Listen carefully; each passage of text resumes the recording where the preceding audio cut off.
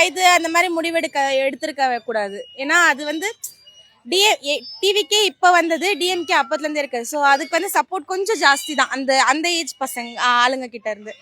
அப்போ அவங்க சைட்லேருந்து தேவையில்லாத போராட்டம் அந்த மாதிரி உள்ள கலவரம் வர்றது அந்த மாதிரி இந்த சொசைட்டியில் வரத்துக்கு வாய்ப்பு அதிகம்.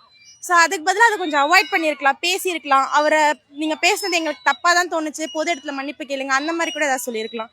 இப்படி அன்வான்டா போய் கை வச்சு தேவையில்லாத இஷ்யூஸ் கிரியேட் பண்ணியிருக்க வேண்டாம். ஆனால் வந்து இப்போ உதயநிதி அவர் வந்து மற்றவங்களோட தனிப்பட்ட விஷயங்கள அப்படி பேசலாம்னு நினைக்கிறீங்களா சார்? அது சரி இல்லை, அவர் தனிப்பட்ட விஷயங்கள் நான் பேசலன்னு தான் சொல்லிட்டாரு. நான் யாரையுமே பின் பாயிண்ட் பண்ணி பேசல, நான் இதுவாக தான் சொன்னேன். அதை வந்து எல்லாருக்கும் தப்பாக இருந்ததுன்னா நான் அந்த மாதிரி யாரையும் பேசலைன்னு அவரும் சொல்லிட்டாரு. இல்லை தப்பாக தான் தோணுச்சுன்னா அதை பேசி இல்லை நீங்கள் தப்பாக தான் பேசுனீங்க அப்படின்னு சொல்லிட்டு இது பண்ணியிருக்கலாம். எல்லாமே அவசரமாக டிசைட் பண்ணதான். அந்த மெட்ரோ இதுலலாம் போய் வந்து விஜய் வந்து ரீல்ஸ் எடுக்காரு போடுறாரு. அப்போ அந்த விஷயங்கள்லாம் பார்க்கும்போது என்ன தோணுது? இது வந்து டிஎம்கே பீரியட்ல கட்டிக்கிட்டு இருந்தாங்க. இல்ல அப்படி இல்ல, இது டிஎம்கே பீரியட்னு ஸ்டார்ட் பண்ணது இல்ல. ஆக்சுவலா வந்து இது ஏடிஎம்கேல ஜெயலலிதா இதுல ஸ்டார்ட் ஆனது. ஆரம்ப பிழையாசில் யார் போட்டாங்கன்னா ஜெயலலிதா அம்மா. இவங்களும் அதை கண்டினியூ பண்ணாங்க. ஸ்டாப் பண்ணியிருக்கலாம், பட் எல்லாருக்கும் வேணுன்றதுனால கண்டினியூ பண்ணாங்க. அந்த விஷயத்துல பாராட்ட விஷயம். இதை இவர் மட்டும் செஞ்சாருன்னு இப்ப பப்ளிசிட்டி பண்றது அவர் பண்ணல, ஆனா சுத்தி இருக்கவங்க பண்றாங்க. அதை பண்ண வேணாம்.